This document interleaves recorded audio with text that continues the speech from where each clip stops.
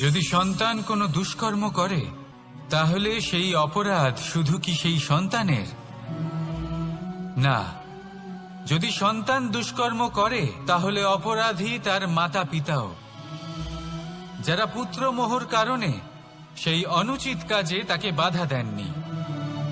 অপরাধী হলেন তার পিতামহ, যিনি নিজের কর্তব্যবোধের কারণে নিজের পরিবারের যত্ন নেননি, যিনি সন্তানকে কখনো শাস্তি দেননি। অপরাধী হলেন তার সেই গুরুও, যিনি নিজের শিষ্যের সেই দুষ্কর্ম দেখেও তাকে প্রতিহতও করতে পারেননি।